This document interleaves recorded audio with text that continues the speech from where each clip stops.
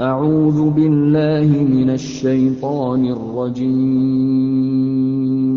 بسم الله الرحمن الرحيم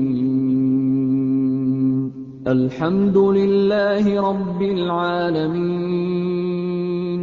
الرحمن الرحيم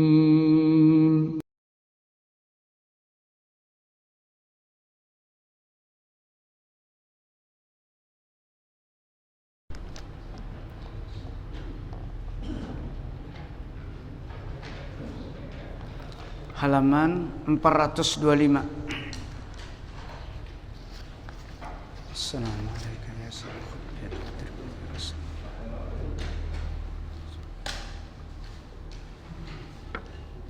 Bismillahirrahmanirrahim.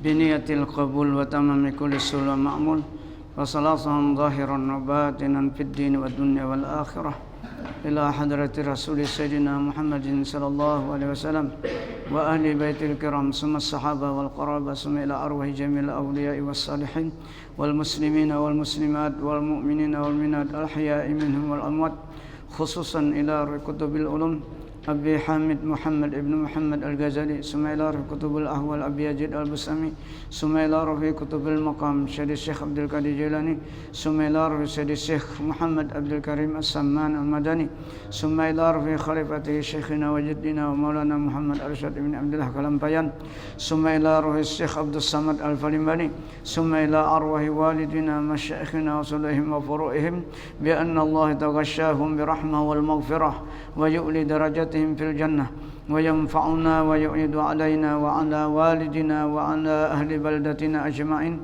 min barakatihim wa anwarihim wa asrarihim wa ulumihim wa nafahatihim wa khususiyatihim wa anna Allahul karima yarzuqana fahman nabiyyin wa hibdal mursalin wa husnul khatimah fi aminin wa afiyah wa salamah bisirrin nabi wa alin nabi bisirril fatihah.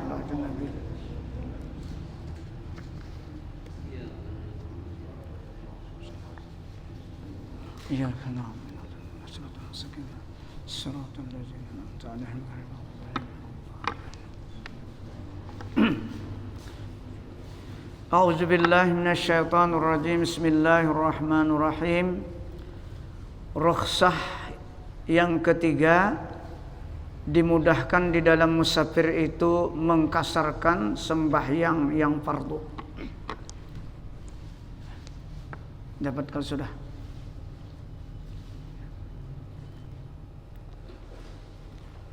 Dan harus bagi orang yang musafir itu mengkasarkan tiap-tiap sembahyang yang 4 rakaat,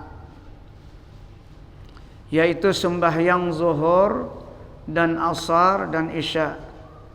Maka dikerjakan tiap-tiap daripada yang demikian itu 2 rakaat, tetapi tiada harus dikasarkan pada sembahyang maghrib dan subuh dan sembahyang najar dan sembahyang sunat.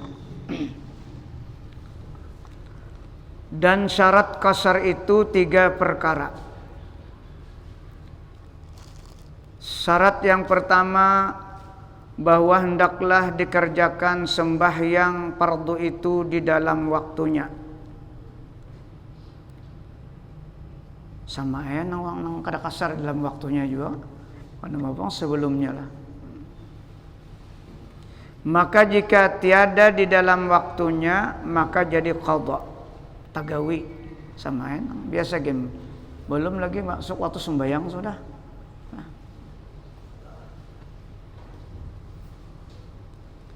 Dan berkata Imam Al-Ghazali rahmatullah, fal azharu luzumul itsmam.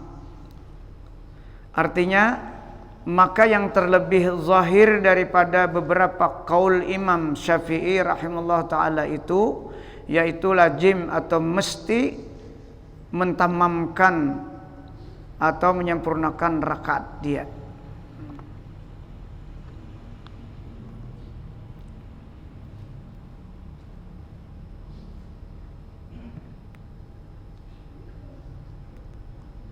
Tetapi yang dimuktamadkan atau diperpegangi oleh Imam Nawawi rahimahullah itu, yaitu jika luput sembahyang fardu itu di dalam musafir maka harus diqadha dengan kasar di dalam musafir. Nah, luput kada kawa sembahyang karena perjalanan, maka mengkadanya di dalam musafir itu boleh dikasar mengkadanya. Dan wajib ditamamkan jika diqadha di dalam mukim. Jelas sudah mukim, sudah berdiam. Itu syarat yang pertama. Syarat yang kedua, berniat akan qasar itu di dalam takbiratul ihram.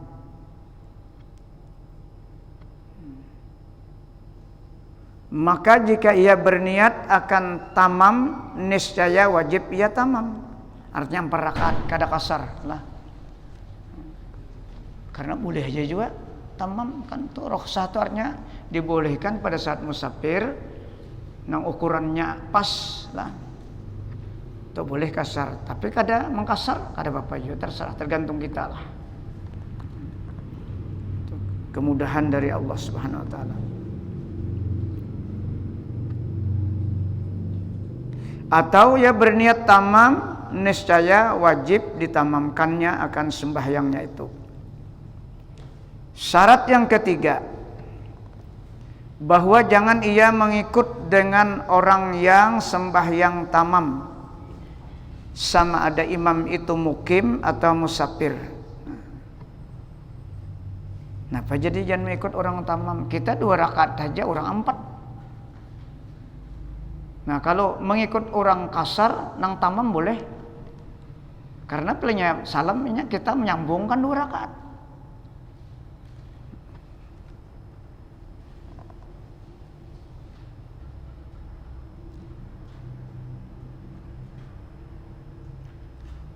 Sama ada imam itu mukim atau musafir,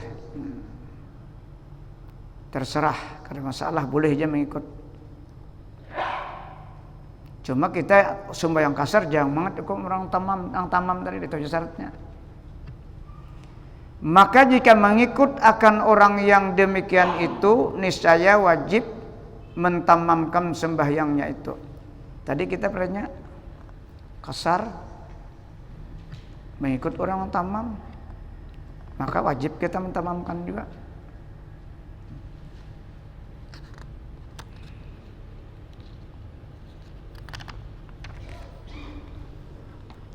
Dan demikian lagi jika ia syak akan imamnya itu adakah ia mukim atau musafir, maka lazim ia mentamamkan sembahyangnya itu.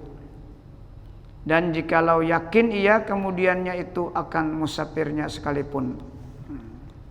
Tapi waktu hendak mengikuti tadi ragu-ragu lah. Sudah ternyata kalinya musafir juga si imamnya tadi. Dan jika yakin ia akan imamnya itu musafir, tetapi syak akan niat imamnya itu, adakah ia berniat kasar atau berniat tamam, maka yang demikian itu tiada memberi mudarat, yakni harus dikasarnya. Boleh? Nah, boleh. Demikianlah sebutkan oleh Imam Ghazali rahimahullah di dalam Ihya Ulumuddin. Dan ditambah oleh setengah fuqaha akan syarat yang keempat, yaitu hendaklah mengetahui akan harus dikasarnya itu hukumnya. Hukum harus dikasar itu harus tahu kita. Dan lagi menambahi oleh setengah fuqaha akan syarat yang kelima, yaitu hendaklah kekal saparnya itu daripada permulaan sembahyangnya itu hingga akhirnya sembahyang. Maka jika mukim ia di dalam negeri padahal di dalam sembahyangnya, atau ia berniat akan mukim, niscaya lazim atau pasti ia mentamamkan atau menyempurnakan rakaatnya atau 4 rakaat sembahyangnya itu. Kita jarang lah tagawe ini lah. Nah cuma imamnya nang membawa misalnya ke Barabai bemandak di rantau, Boleh sudah kasar toh. Ini kan ada ukurannya di sini. Insya Allah ada ukuran. Ukuran jauh jaraknya tuh nah, boleh mengkasar. Syahdan, sapar yang harus dikasarkan. Nah, sembahyangnya dan harus dijamakkan sembahyangnya itu yaitu sapar yang lanjut lagi mubah. Lanjut artinya berterus menerus dan boleh, yaitu 2 marhalah atau lebih. Nah, ukurannya 2 marhalah atau lebih. Dan 2 marhalah itu ibarat daripada perjalanan 2 hari atau 2 malam atau sehari semalam. Ini berjalan batis orang bahari itulah ukurannya berjalan batis. Kada bakan kendaraan kada. Jadi dihitung kilonya aja lo kita tak. Nah, wah ini kada ada akunnya orang berjalan batis. Mulai bahari kan di Makkah nih, Makkah Madinah orang berjalannya beunta. Ya, jadi ukurannya di situ.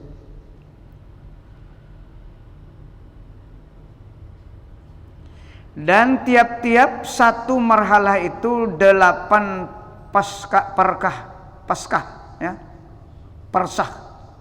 Dan 1 persah itu 3 mil. Dan 1 mil itu 4.000 langkah. Nah, kalau hitung 4.000 langkah, berapa kira-kira?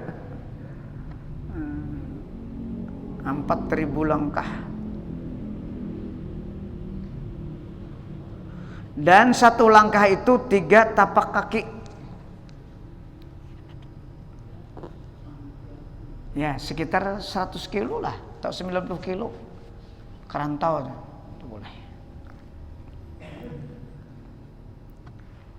Dan murad atau dikehendaki dengan sapar yang mubah itu yaitu sapar yang diharuskan oleh syara. Artinya sesuai dengan hukum syariat. Nang kita gawe nang tulak tuh nah sesuai dengan aturan syariat, kada maksiat. Nah, ziarah misalnya ke keluarga di hulu sungai itu kan disuruh kan sunat. Mailang idang sanak marina nah, karena silaturahmi itu masuk dalam syariat disuruh Rasulullah. Boleh kita. Ada nang diurus.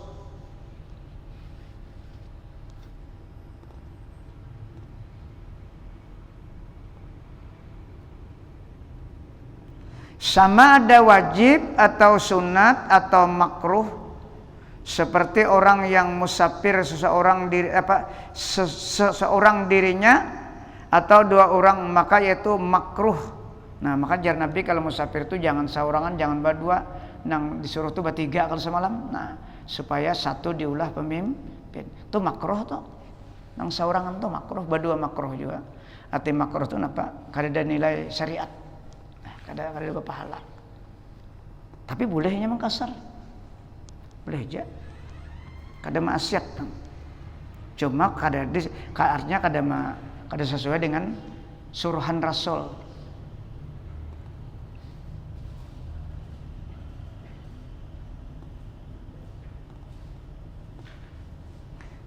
Nah, itu tadi makruh tetapi harus dikasarkannya sembahyangnya itu boleh artinya lah. Nah, makruh tadi boleh, memang kasar. Dan keluar daripada yang demikian itu makruh, nah keluar maksudnya makruh, yaitu sapar yang maksiat, yang haram. Kayak apa sapar yang haram nih? Seperti sapar orang yang durhaka akan ibu bapaknya, padahal ia lari daripada kedua ibu bapaknya itu. Kada bawa padahan. Disariki kuitan, kada berizinan, sangkal misalnya nih. Nah, itu kada boleh mengkasar. Kada boleh menjama, kada boleh mengkasar. Nah. Dan seperti hamba orang yang lari daripada penghulunya, budaknya lari daripada majikannya. Kada boleh ya mengkasar dan menjama tuh. Dan seperti sapar perempuan yang lari daripada suaminya, ada boleh juga atau maksiat ngarannya. Dan seperti sapar orang yang berhutang yang lari daripada orang yang menghutangi. Nah, lari. Padahal ada duitnya, cuma kada nak bayar. Kada boleh ya mengkasar menjamannya lah. Dan seperti sapar orang yang merampas, yang memutuskan jalan atau perampok. Dan seperti sapar orang yang hendak membunuh akan orang. Dan seperti sapar orang yang menuntut pemberian daripada raja-raja yang zalim, yang adalah hartanya haram. Dan seperti sapar orang yang berkehendak membinasakan antara muslimin atau barang sebagainya, maka sekalian itu haram, tidak harus ia mengkasarkan sembahyangnya itu, dan tiada harus menjamakkan sembahyangnya itu. Nah, kada boleh itu. Kalau ia melakukan juga itu, maka wajibnya mengqada sembahyang. Nah, karena itu kada sah, keluar daripada syarat. Tapi orang yang sudah maksiatnya jarang aja lah. Kalau sembahyang ada juga. Mikirkan sembahyang, mikirkan otaknya kan, berpikir. Adapun orang yang mengkasatkan akan sapar yang mubah itu, lalu ia berbuat maksiat di dalam saparnya itu, maka tiada tertegah akan saparnya itu. Nah, tadi sapar mubah lah. Surabaya misalnya, anak ziarah itu ada mubah lah, anak bajalanan aja. Nah, itu pindah patut di sana situ lalu maksiat. Itu dibolehkan aja, harus saja yang kasar.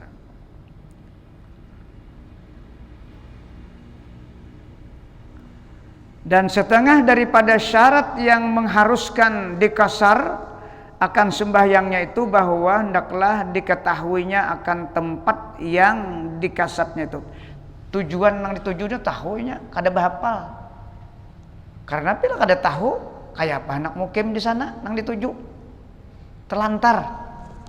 Ada kawa. Kada ada arah, cuma nak tulak saja. Sumarinda peranya kada ada yang dituju-tuju, cuma tawakalan aja di mana tamandak nang keluarga kada ada lah.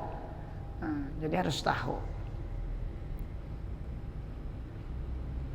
Maka tiada harus bagi orang yang haim atau mengkasar akan sembahyangnya itu, yaitu orang yang tiada diketahui akan kasat kepergiannya itu, dan jikalau lanjut saparnya itu sekalipun, biar bawa panjangan anang dituju kada ada.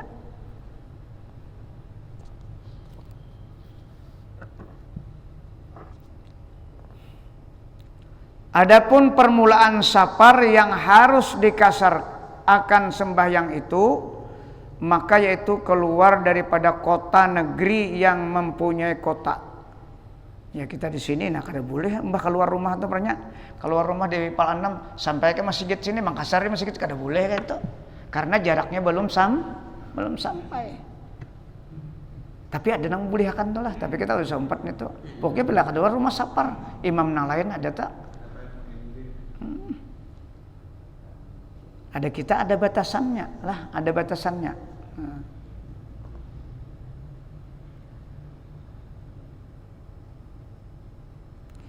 Dan jika ada di luar kota itu rumah yang didiami, maka yang dimuktamadkan pada Imam Rafi'i rahmatullah itu bahwa disyaratkan akan dia yang musafir tadi melampaui akan dia rumah yang didiami tadi. Dan yang muktamad pada Imam Nawawi rahimahullah tiada disyaratkan melampaui akan dia rumah nang didiami tadi. Dan jikalau negeri itu tiada mempunyai kota, maka permulaan saparnya itu yaitu melampaui akan tempat yang didiami oleh orang. Jadi perbedaan-perbedaan nang kini memang kadang-kadang rumit kita lah. Jadi kita harus berpegang kepada nang nyaman. Bila sapar tuh boleh digawe nang rantau misalnya, karena ada jarak-jarak tadi sudah padahakan.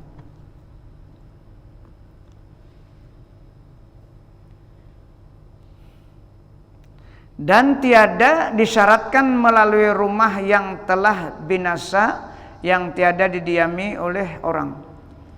Dan lagi tiada disyaratkan melalui kebun dan tempat pahumaan yang berhubung dengan negeri itu. Dan jikalau ada pagarnya sekalipun. Kan rumit kalau lah. Jadi kita kan terlalu pilahnya nak mengkasar, pilah mulai disik sampai ke rantau bumandak situ. Sampai waktu zuhur lah. Jadi nak jama takdim atau jama takhir terserah kena niatnya dipadahakan lah. Baca dulu.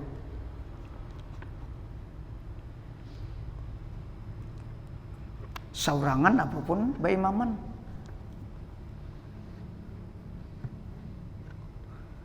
Adapun dusun itu maka yaitu disyaratkan melalui kebun yang ada baginya pagarnya yang berhubung dengan dusun itu, dan tiada disyaratkan melalui kebun yang tiada baginya pagarnya.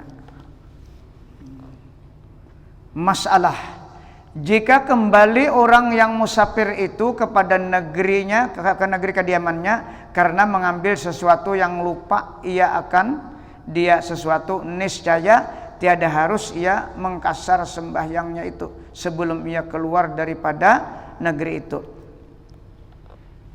Sampai pernah ke Matapura, ada yang tertinggal bebulik ke rumah pulang. Nah itu kada dibolehkan lagi mengkasar. Nang bebulik ke rumah seorang itu nang diambil. Kalau pang jarak yang jauh pernya kasana 40, bebulik sana 40, kasih 40, 3 kali jadi kalau 120 dihitung. Kada boleh tetap karena ke rumah seorang pulang bebulik. Karena ke rumah seorang tuh jadi awal pulang artinya. Nah, itu maksudnya tuh.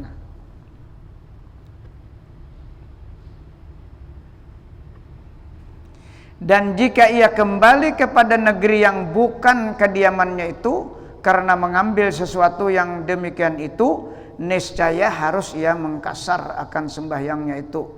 Dan jika ia belum keluar dari negeri itu sekalipun, nah itu boleh kalau nya kada mengambil ke rumahnya.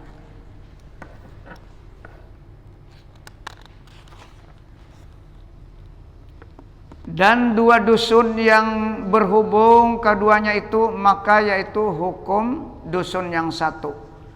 Dan jikalau bercerai dua dusun itu, dan jikalau sedikit perceraiannya itu sekalipun maka yaitu hukum dua dusun juga, maka tiap-tiap satu itu baginya hukum yang tertentu. Dusun ini kampung kalau. Adapun negeri yang berhubung dengan pantai laut maka yaitu adalah permulaan saparnya itu keluar daripada negeri dan naik ke dalam bahtera serta berlayar bahtera itu yang tiada baginya sampan atau perahu, atau serta berlayar sampan yang akhir sekali kepada bahtera yang ada baginya sampan. Inilah hukum negeri yang tiada berkota pada pihak tepi laut itu. Ini orang musafir nang berkapal laut. Nah, itu caranya. Bila sudah berlayar, kemudian kita di darat juga. Jadi ada di laut, ya, ada di darat.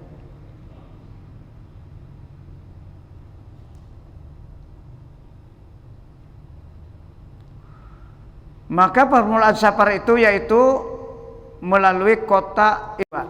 Demikianlah disebutkan oleh Syekh Ibnu Hajar rahimahullah dan muwafaqah akan dia oleh Syekh Ramli rahimahullah.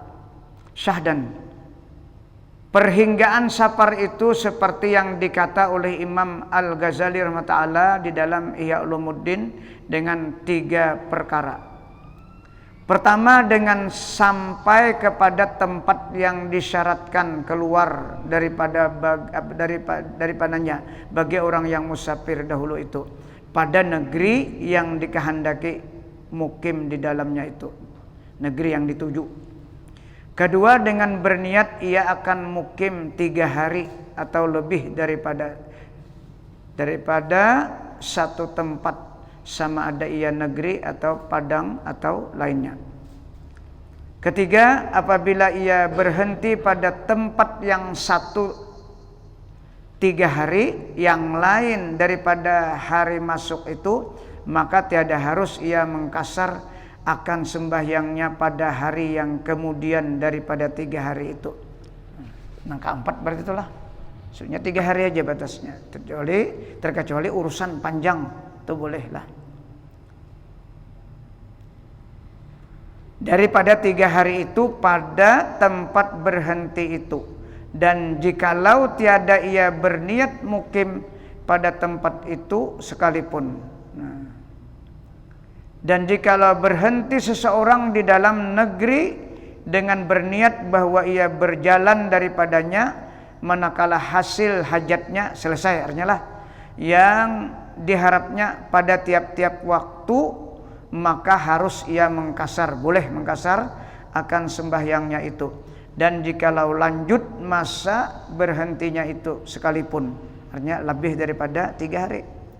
Atas kaul yang muktamad oleh Imam Ghazali rahmatullah, tetapi yang dimuktamadkan oleh Imam Nawawi rahmatullah di dalam matan Minhaj, harus ia mengkasar sembahyangnya itu hingga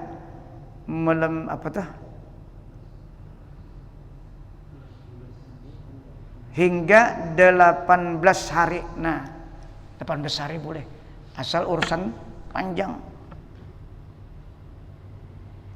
Yang lain daripada hari masuknya dan keluarnya itu, wallahu a'lam. Tadi niatnya sembahyang kasar, jama takdim. Kalau jama takdim berarti asar dibawa ke zuhur lah. Jama takdim tuh asar dibawa ke zuhur.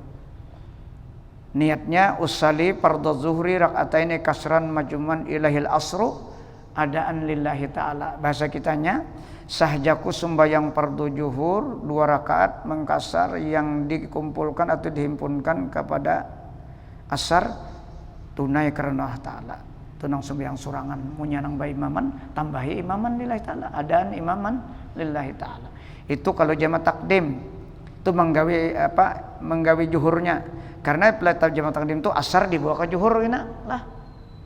Asar dibawa ke zuhur. Niat asarnya usalli fardal asri raka'ataini kasran majmuman ila zuhri adaan lillahi ta'ala. Sahjaku sembahyang fardu asar 2 rakaat mengkasar dikumpulkan kepada zuhur tunai karena Allah Ta'ala. Adaan itu tunai. Munyaba imaman tambahi imaman, mengikut iman tunai karena Allah Ta'ala. Nah itu. Sama aja tuh. Mama Isya anak jama takdim berarti maghrib anak jama takdim berarti Isya dibawa ke maghrib. Itu. Karena sebaliknya pulang. Yang jarang tagawi banunya niatnya deh. Lafaznya ini panjang lah, tapi kalau usah berlapatan langsung aja sahjaku jama takdim misalnya. Sahjaku sembahyang zuhur 2 rakaat dikasar dihimpunkan kepada asar tunai karena Allah Ta'ala. Itu ya sudah cukup. Menyabai imaman, mengikut imam karena Allah Ta'ala.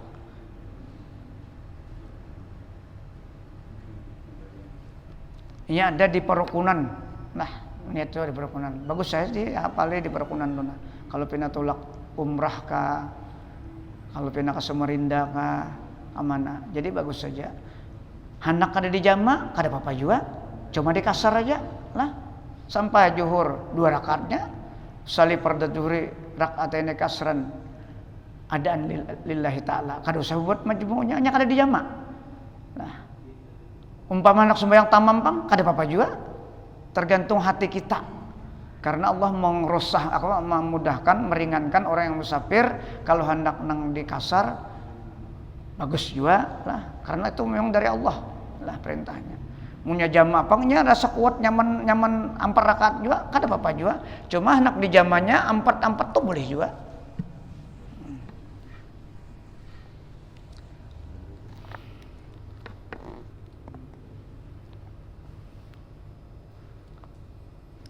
Belum sampai kalau masalah berkata Syekh Ali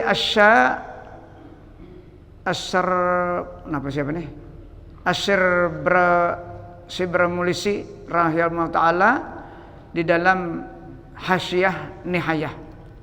Wa qiyasu marra fi safaril bahri annaman bisapinah yatarakhasu ila irsaiha bisahili illam yakun laha zawrakun wa ila mufarakati zawraqilaha akhiran in kana laha zawrakun haitsu ata mahalla iqamatihi fi ardil bahr bi khilafi ma law ata fi tulihi fayanqati'u tarakhusuhu bi muhajatihi awala imrani baladihi ala ma marra an ibni Qasim naqlan ani syarah.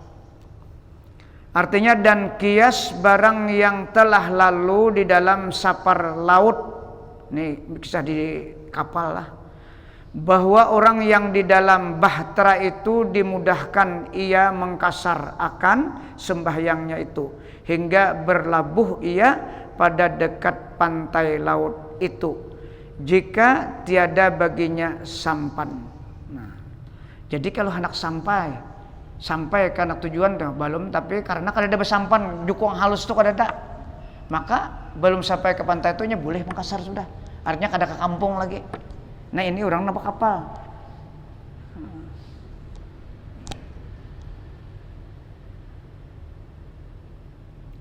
Dan hingga bercerai sampan bahtera itu daripadanya pada akhir sekali jika ada sampan itu sekira-kira datang ia akan tempat mukimnya pada pihak lintang laut.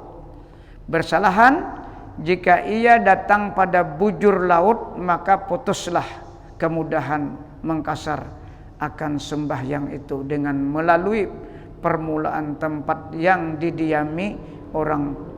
Ini atas kias yang telah lalu daripada Syekh Ibnu Qasim rahimahullah yang ia nakal daripada syarah, yakni ia nakal daripada Syekh Ramli rahimahullah, wallahu alam.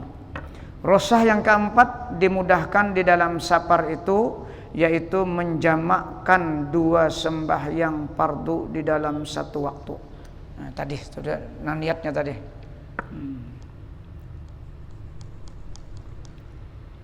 Jadi yang pembicaraan pertama itu berarti masing-masing kasarnya itulah.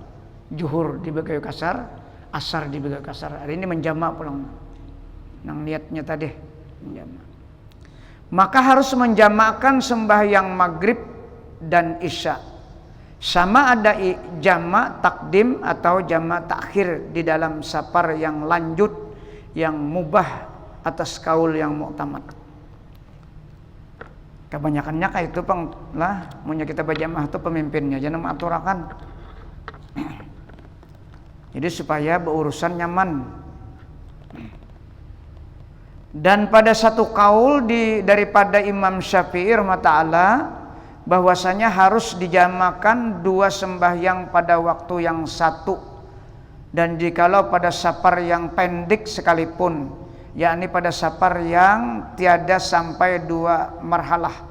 Nah, ada sampai dua marhalah lah. Demikianlah disebutkan oleh Imam Al-Ghazali rahimahullah dalam Ihya Ulumuddin. Ini pendapat Imam Syafi'i tadilah. Nah, boleh kurang daripada dua marhalah. Dan syarat jamak takdim itu 4 perkara. Syarat yang pertama hendaklah dimulai dengan sembahyang yang mempunyai waktu itu, karena sembahyang yang kedua itu mengikuti akan sembahyang yang pertama. Itu jamak takdim berarti lah. Syarat yang kedua, hendaklah berniat jamak itu di dalam sembahyang yang pertama itu.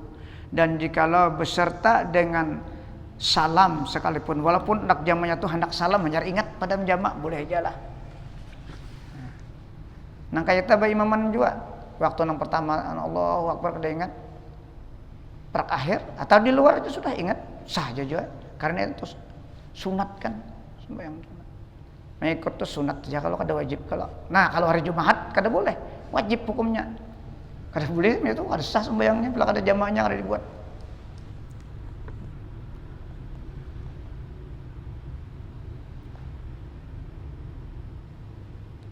Syarat yang ketiga mualat, yakni berturut-turut sekira-kira, jangan diceraikan antara dua sembahyang itu, melainkan sekadar tayamum dan sekadar iqamah juga. Jadi kalau jamak takdim harus mualat lah, ada boleh.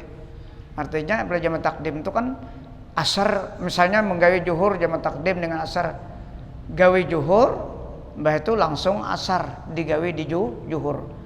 Paling-paling boleh terpisahnya tuh umpama batal baudu kada apa saja. Kalau pangpirnya mbah sembayang dulu anu zuhur beroko dulu kada sah tak? Kada boleh. Terus tahu pendiran dulu. Jadi langsung asarnya tuh dibawa ke zuhur tuh jamak.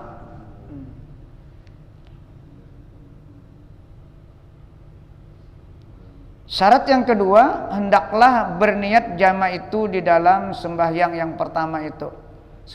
Yang tadi jama tadi, nah misalnya sembahyang zuhur, asar, jama takdim, usali ini nang kasar lah. Usali fardaz zuhri rakaataini kasran majmu'an ilaihil asru adaan lillahi ta'ala. Tuniatan lafaznya. Sahjaku sembahyang zuhur 2 rakaat dijama dengan asar tunai karena ta'ala. Itu aja niatnya. Munya beimaman tambahe mengikut imam. Syarat yang ketiga mualat. Nah, ini arti mualat ini kada boleh terpisah lantaran bependir dulu. Nah, kalau lantaran hendak baudu atau bertayamum, ya, itu boleh. Atau kada hajat.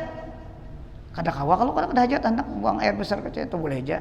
Karena itu bukan kada mualat karena ada musibah ngarannya. Tapi bila dibawa pandir itu memisah ngarannya. Tahu beruku dulu mbah. Kada kawa tuh batal. Kada jadi jamaknya. Syarat yang ketiga mualat, yakni berturut-turut sekira-kira jangan diceraikan antara dua sembahyang itu, melainkan sekedar tayamum dan sekedar iqamah itu juga. Langsung artinya jama takdim. Tapi kalau jama takhir kada apa-apa. Nah, jama takhir. Syarat yang keempat, hendaklah kekal safar itu daripada ketika takbiratul ihram sembahyang yang pertama hingga sempurna takbiratul ihram yang kedua. Artinya apa? Sembahyang asarnya sempurna dalam keadaan musafir. Dan jikalau mukim ia dahulu daripada takbiratul ihram sembahyang yang kedua itu niscaya batal jamaknya itu. Maka wajib dikerjakan yang kedua itu di dalam waktunya. Kalau jamaah takdim tadilah pas hendak sembahyang asar sampai ada ke rumah. Kada kawa digawe di zuhur, kada sah lagi. Paksainya waktu asar manggawe asarnya. Sampailah. Bisa. Dan jika mukim ia pada pertengahan sembahyang yang kedua atau yang mukim kemudian daripada selesai sembahyang yang kedua itu niscaya tiada batal. Sudah tuntung jamaknya. Yang nang dibatalkan ini masalah menjamaknya aja. Yakni tiada wajib ia mengulangi sembahyangnya yang kedua itu asar maksudnya di dalam waktunya. Inilah yang dimuktamadkan pada Imam Nawawi rahimahullah dan mengikut akan dia itu Syekh Ibnu Hajar rahimahullah dan Syekh Ramli rahimahullah. Nah itu tadi.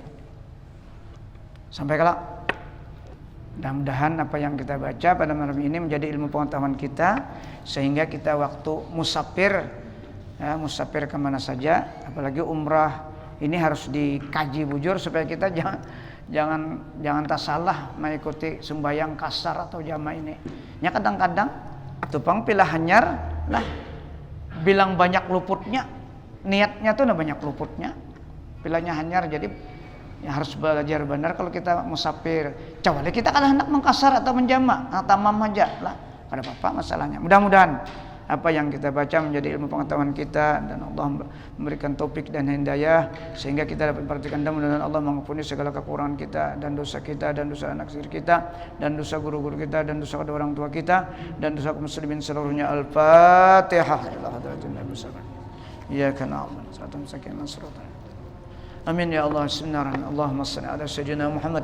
Allahumma anfa'na bima 'allamtana wa 'allimna ma yanfa'una wa rabbi zidna ilma. Allahumma ja'alna ya Allah min ibadikal mukhlasin, min ibadika syakirin, min ibadika sabirin, min ibadika zakirin, min ibadikal muqarrabin, min ibadika salihin, min ibadikal muttaqin bi haqqi hajal majlis bi rahmatika ya arhamar rabbana atina fid dunya hasanah wa fil akhirati hasanah wa qina azabannar.